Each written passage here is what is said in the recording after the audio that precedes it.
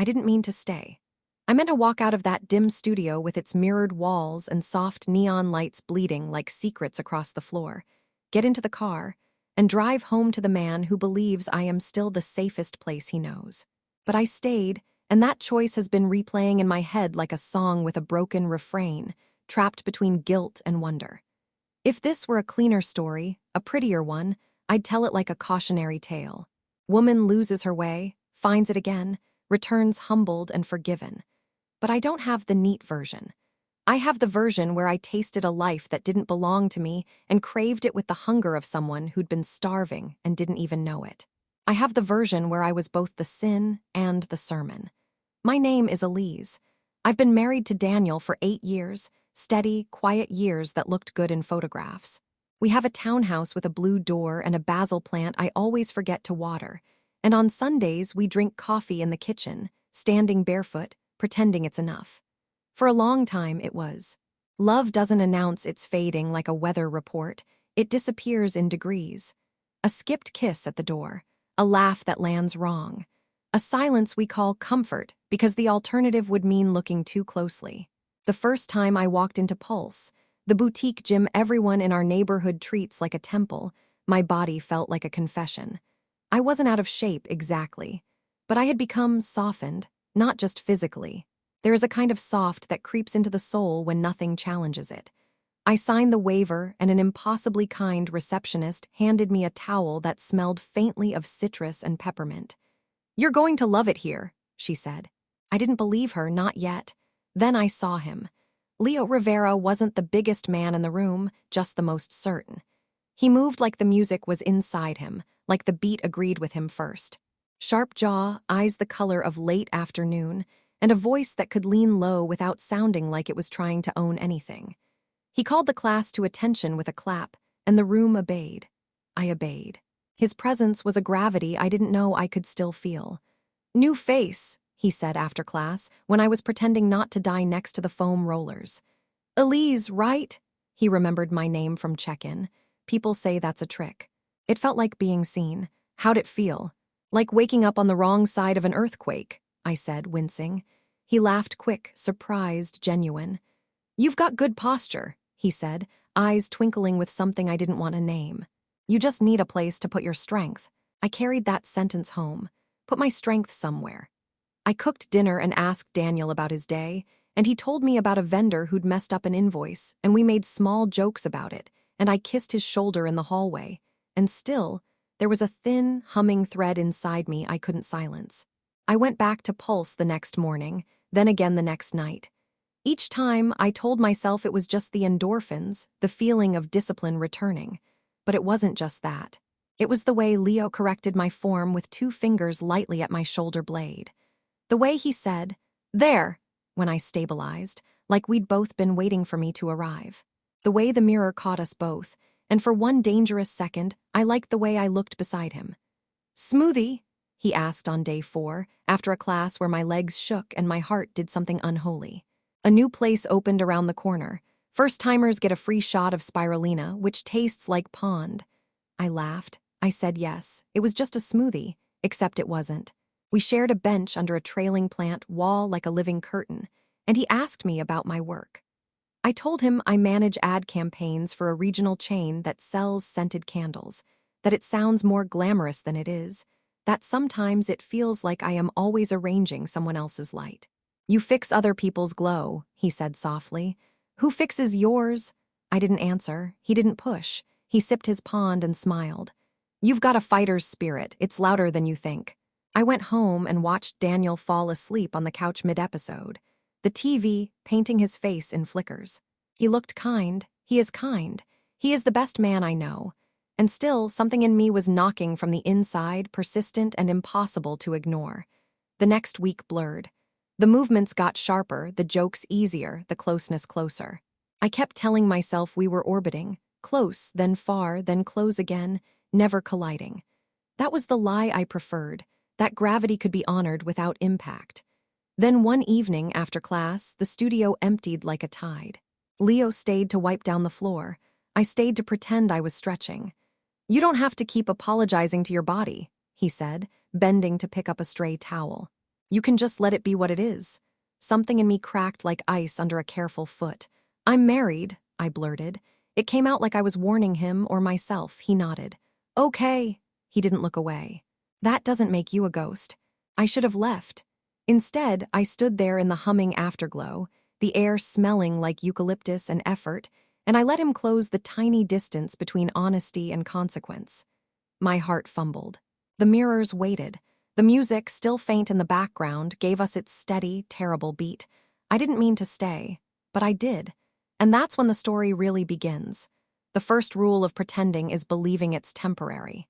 I told myself this wasn't a love story, just a borrowed hour carved out of a life that had stopped fitting me. But borrowed things demand to be returned, and sometimes they return the favor by taking pieces of you with them. After the night I confessed my marriage to Leo like it was a shield, he didn't touch me. Not then. Not even a brush of hands as we passed in the narrow hallway lined with framed black and white photos of athletes mid-flight. He offered distance like a gentleman might offer a coat. It felt merciful. It felt devastating. We built a ritual around what we wouldn't say. Pre-class smiles. Mid-class sidelong glances like culprits. Post-class banter about form and music. No texts, no calls, not even a follow on social media. Clean lines. It was almost enough to convince me we were good people. Then came the storm, a real one. Rain wrapped the city, the streets glossy with the day's regrets. Class attendance dropped to a handful of diehards. The windows fogged with our breath. The room felt smaller, or maybe I did. When it ended, lightning rippled along the horizon like a rumor. Stay till the worst passes, Leo said, practical. We've got tea. Tea? It sounds so innocent in stories, but there in the staff lounge, warm light, rain rattling the glass, a diffuser sending out woodsy notes that clung to the edges of my appetite. It felt like a doorway left ajar. We sat across from each other at a tiny table. His hair curled slightly at the edges from the damp. I wanted to know what it felt like under my hand. What would you do, he asked, if there were no penalties? The question had the weight of a dare. I'd stop earning a living arranging other people's glow, I said. I'd make something of my own that didn't need to be optimized to death. He smiled. What kind of something? My mouth moved before my fear did. A studio, I said. For movement and breath. For the women who think they don't belong in mirrors. He leaned back, considering me like I'd just revealed a constellation. I'd sign up. He told me about his mother, who danced in a community troupe until she couldn't anymore, and about the way joy can hide in your bones for years waiting for the right song. We talked until the storm softened into a sullen drizzle, and in that softened world I forgot to be careful. Our hands reached for the same mug. Fingers touched, a near nothing. It felt like an electric confession. I went home and found Daniel making soup. The kitchen was a small blessing, garlic and thyme, steam clouding the window. Traffic, he asked. Storm, I answered. Be safe, he said, like I always am. We ate on the couch, shoulder to shoulder, the spoons clinking like quiet bells. He tucked a blanket around my knees as we watched a talent show where people tried to be seen. I thought of mirrors and mugs and rules. The soup tasted like a promise I was failing to keep. Days stacked. Lines blurred like chalk under rain. One afternoon, I found a small folded note in my gym bag. I didn't see him slip it in. Not Leo's handwriting, I thought at first too careful, but it was. You're stronger when you don't make yourself smaller for other people's comfort, it read. That includes me. It shouldn't have undone me. It did. We began to talk in jokes that were actually declarations. If you keep improving, I'll have to put you on the roster, he'd say. I can't afford you, I'd reply, pretending at a boundary we both knew was paper-thin. Then my sister called. Are you happy? She asked, out of nowhere, as if she'd heard my thoughts through the phone wires. Happiness isn't a location, I deflected. It's a practice. That sounds like something someone says when they're not, she answered, gently. I didn't respond. She told me Mom wanted us both home for the equinox dinner, a family ritual that felt quaint and out of reach. Bring Daniel, she said. I promised I would. Later, I stared at the calendar and drew a small dot beside the date, like a target I was meant to hit. The night before the dinner, I stayed late at Pulse. An extra class, I told myself. An extra chance to organize this stirring inside me into muscles and sweat. The studio emptied early. People had lives to return to that didn't vibrate with thirst. I lingered at the mirror, watching my chest rise and fall. He appeared behind me in the reflection, a shadow and then a certainty. He didn't speak. He set a towel beside me and waited. "I don't want to lie," I said to the mirror. "Then don't," he answered softly. Our eyes met in the glass. It felt like picking a lock on my own cage. I turned. The room hummed with quiet machines at rest. The eucalyptus scent felt like rain on a memory. He lifted a hand like he might touch my cheek and then didn't. "You tell me," he said steady, "and I'll match you." "I want you," I said. The truth made a sound in the room, like a rope finally pulled taut across a chasm. He closed the space between us and kissed me like the word had conjured him. It was heat and breathing, and the relief of being chosen by a version of myself I recognized and feared. I'd like to tell you I stopped. I didn't. I melted and reformed and found new names for my hunger. After, I sat on the floor with my back against the mirror, heartbeat roaring in my ears, guilt pooling below it like a shadow that couldn't decide which shape to take. Leo sat beside me, not touching. "We can end this here," he said. "Or we can tell the truth and see if it still wants us tomorrow." It was the kindest cruelty I'd ever been offered. I went home to Daniel, who had set the table for the equinox dinner early, candles, linen napkins, a small vase of marigolds. "Practice run," he said sheepishly. "I want your mom to think we're civilized." I kissed his cheek. He squeezed my hand, and it felt like old safety. I stood there in our tender kitchen and realized the worst thing. Love can be real and not be enough. We drove to my mother's house with a pie Daniel insisted on baking himself. He held it like a prize. On the radio, some singer wailed about a love affair that ended badly, as if there's another kind. The highway ran straight and obedient toward a town that hadn't changed much since I was 17, and planning my escape with a notebook full of dreams, I never took the time to read again. My mother hugged me like she'd never learned the art of letting go. She hugged Daniel, too, and he told her about the basil plant thriving despite my neglect, and she laughed and called him a saint. My sister arrived with her 3 kids and her husband who loves board games. The house bloomed with noise. Children's shoes, clatter in the kitchen, wine breathing in glasses, the ordinary holiness of family. I wanted to feel absolved by it. Instead, I felt like a counterfeit bill passing hands without being caught. At dinner, my mother asked, "What are you making these days?" She meant art. Once, I had been the daughter who brought poems to the table like bread. "Campaigns," I said lightly. "Color stories, shelf talkers." She tried to hide the disappointment and failed. Daniel jumped in, bragging about the time I rescued a seasonal launch. He's always tried to build me a stage. Lately, I couldn't find the urge to climb it. After dessert, my sister cornered me on the porch, quiet except for a cricket symphony. "You look blurry," she said softly. "Like you're there but not." It would have been easy to deflect. I looked at her and thought of the girls we used to be, sharing a bed on hot nights, whispering secrets into the dark. "I did something I can't undo," I said. Her face changed. Not shock, recognition. "Is it love?" she asked. "Or is it a door?" "I don't know yet," I answered. "Both, maybe." She held my hand. "Doors become traps if you won't walk through or walk away," she said. "Standing there forever is how you go numb." Daniel drove us home. He reached for my knee like he always does on long rides. I rested my hand over his. The gesture felt like a photograph of something that used to live. When we got in, he packed the Tupperware like ritual, humming. "Let's go away," he said suddenly, like a coin toss. "A weekend, just us, somewhere we can't guess the plot in advance." My heart lurched with gratitude and terror. "Yes," I said, because I still wanted to want him. I told Leo I couldn't see him for a week. He didn't argue. "Okay," he said. "Train, sleep, decide." The relief he offered made me ache. He didn't send flowers or songs or demands. He gave me space, and somehow that made him harder to forget.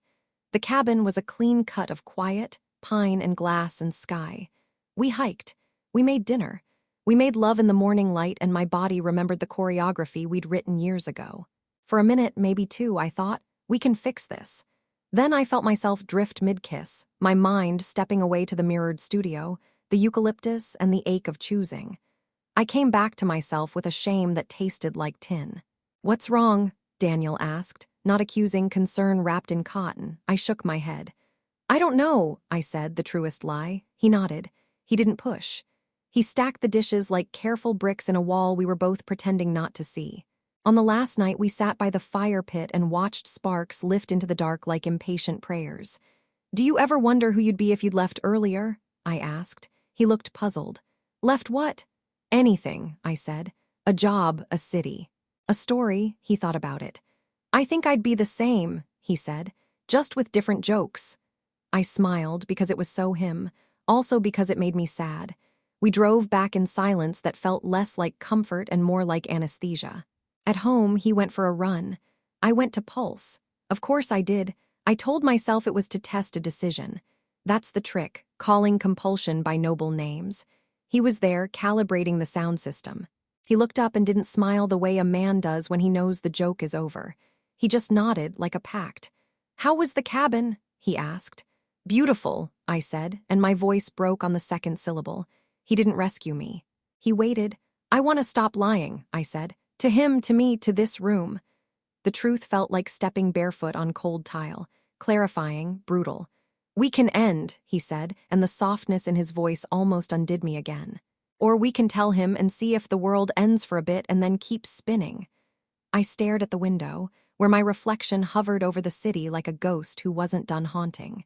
He doesn't deserve hurt, I said. No one does, Leo answered. But hurt isn't the worst thing. The worst thing is being erased. I went home and looked at Daniel in our blue-doored life. He handed me a mug of tea. My hands shook so hard the spoon clinked. I told myself I'd wait for a better time. There isn't one. There is only the moment you decide to stop being the version of yourself that other people don't have to worry about. I told him on a Thursday, not because Thursdays are special, because I couldn't survive one more dinner where my silence pressed like a finger on the soft part of my throat. He set down his fork. He didn't breathe for 3 seconds that felt like a lifetime I'd stolen. Then he breathed and the room shifted and the air thinned. I slept with someone, I said, voice small, like I was shy with my own sin. Daniel stared at the tablecloth, a tiny stain near his wrist he'd never noticed before becoming a landmark. Okay, he said, not a pardon, more like a step onto a creaking floorboard. Is it over? I didn't answer quickly enough. That answer answered everything. His face did something I had never seen it do, like a window cracking from the inside, quiet and shattering. Who? He asked, because people always think the specifics will make sense of the wound. I told him. He nodded like he'd expected an archetype and instead got a man with a name. He stood up carefully, too carefully, like his body had become a house with bad wiring. I need to not be in this room, he said. He left. I didn't stop him. He stayed with a friend for 3 nights. He texted me practical things. I'll get the rest of my clothes on Sunday. We should pause the joint account. Please feed the basil. Logistics as life support. I slept on the couch and listened to the building hum, the slow elevator, the neighbor's late-night TV, the city tapping its foot. Guilt was a physical ache. Freedom was, too. It turns out both can live in the same ribcage and bite from opposite sides. Leo asked if he should back away. If me stepping out buys you clarity, I'll go, he said. I wanted to be noble. I also wanted to see his face and remind myself I wasn't a monster but a person who made a terrible, necessary choice. Stay near, I said, but not inside. He understood. He always did. Sunday, Daniel came. He moved through the townhouse like a tourist in a museum he once loved. He took his running shoes, his college hoodie, the framed print his sister gave us at our wedding with the quote about growing old being a privilege. He didn't take the marigold vase. I'm not ready to divorce you, he said finally, standing by the blue door. But I don't know how to be married to you right now. I nodded. He looked at me like a priest might look at someone who's practiced their confession for days and still can't say the worst part. Did you love him? He asked. I told him the only honest answer. I don't know yet. Grief is a strange animal. It slept at the foot of our bed like a dog that didn't know whose side to protect. I kept opening the pantry and expecting his cereal to still be there. I kept reaching for his laugh and catching air. The house echoed. There is a silence that feels like an opportunity. This one felt like the cost. People found out as they do. My sister called and didn't say I told you so, though I heard it between the lines. My mother cried and told me I was brave, then hung up quickly, as if her approval might stain me further. A coworker with eyes like polished glass said, "You'll be okay. Women like us always are." And I wanted to ask her what she meant by like us, but she'd already decided. At Pulse, I kept my head down. I went to classes when Leo wasn't teaching. He texted me only when necessary. "Your form's improved. Proud of you for staying with yourself." Once, "I'm here." It should have been enough. It wasn't. The absence of him was white noise. I could think over it, but it was always there. 2 weeks into the separation, I missed my period. The app sent me a cheerful notification that felt like a joke. I stared at the bathroom mirror and tried to imagine the math of it. The days, the nights, the bodies. I bought a test and left it unopened on the sink like a bomb I didn't know how to defuse. That night I dreamed I was in a studio with no mirrors. I moved without seeing myself, and it was terrifying and gorgeous. In the morning, I opened the test and closed my eyes while it thought its tiny thoughts. Positive. The word looked like a dare. I called my sister. "Okay," she said, voice steady. "Okay, do you want me there?" I did. She came. We sat on the edge of the tub like teenagers trying to decide if they should dye their hair blue. "It could be Daniel's," she said softly. "It could be Leo's." The truth hung between us like a string we couldn't untie yet. I texted Daniel. "Can we talk?" He came that evening, eyes rimmed in red, shoulders set like bricks. I told him. He sat. "We'll figure it out," he said, because he is who he is. "We'll do the test, and then we'll decide what comes next." He didn't touch me. He didn't raise his voice. He just looked at the marigolds, still bright in their stubborn vase, and blinked like someone had turned up the sun too high. The clinic smelled like lemon and something clinical that tried too hard to be kind. We scheduled the paternity test for as soon as it could be done. Days stretched like taffy, sticky and slow, everything a little too sweet and a little too awful. I worked. I trained. I tried to imagine 3 futures at once and got seasick. Daniel and I met with a counselor. We took turns speaking into the soft carpet. "I thought we were okay," he said. "Not fireworks, but home." I told him about the ways I had been eroding, tiny grains at a time, until the coastline changed shape and neither of us noticed. "I wanted you to tell me," he said, and it wasn't an accusation. It was a wish. "I didn't know how to hurt you on purpose," I answered, and the room went very still. I told Leo about the baby. He didn't look triumphant or terrified. He looked like a man who understood what the word consequence really costs. "I will stand where you put me," he said. "If you need me far, I'll be far. If close, I'll be close. If not at all, I'll be gone." I cried, not because of romance, but because of the rare relief of being offered a choice without someone else's fear attached to it. The test day came. Papers, needles. Polite technicians who'd done this before and would do it again. We waited in a room with magazines about celebrity kitchens. I wanted a story I could measure. The nurse called my name like a sentence. Results in 7 days. 7 days is forever when your life hangs from it. I made a plan because plans feel like power. If Daniel is the father, we try counseling, slow and honest. If Leo is the father, we don't pretend Daniel can survive that, not right away. We co-parent with boundaries that respect the wreckage. In both futures, I build the studio. I refuse to be the woman who only survives her choices. I will build the place where other women can come to survive theirs. 3 days into the waiting, I got an email from the building manager about a storefront lease I'd asked about months ago then abandoned because it felt like vanity. "Are you still interested?" he wrote. "The previous applicant fell through." I stared at the screen like it might rearrange into an easier question. I went to see it. High ceilings, 2 brick walls, a back room that could be a small office or a sanctuary. Dust motes floated like foolish hope. I said yes. The word felt like oxygen. I didn't tell anyone. Not yet. Not until I had floors and a sign and the audacity to say dreams out loud without apologizing. I stayed late cleaning, sweeping out other people's dust. Leo texted, "Sleep." I texted back a photo of my hands, dirty and determined. He sent a heart. I didn't reply. On day 6, Daniel showed up with groceries. "I know we're in this gray place," he said, "but you still need to eat." We cooked. We didn't talk about the test. We talked about garlic and about how the basil had finally decided to be a tree. At the sink, he said, "No matter what, I won't punish a child for adult decisions." I nodded. I knew that about him. It's part of why I loved him. Maybe always will. Night. Storm, city humming. I woke at 3 a.m., convinced the phone had already rung and I'd missed it. It hadn't. I sat on the kitchen floor with a glass of water and my heart beat like a drumline. There's a particular flavor to choices you can't redo. It tastes like metal and sky. Morning came with its boring mercy. The phone rang at noon. I answered.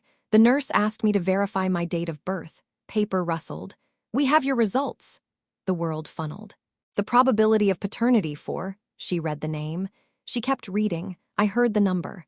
Final, irrefutable, the kind of number that isn't a number so much as a verdict. I thanked her. I sat very still. Then I moved, slowly, like my body was an unfamiliar room I needed to relearn. I texted both men. "Can you come, now?" They arrived within minutes of each other, because that is how stories like mine insist on being remembered. Neat, cinematic, unkind. We sat at the table with the marigolds and the basil looking smug in the window. I poured water like a nervous host. They waited for me to speak. "It's Leo," I said. The air made a sound only I could hear. Daniel nodded once, a soldier taking a message and not flinching. He looked at the tablecloth stain like it had become a landmark again. "Okay," he said. He stood. "I'm going to give you both space."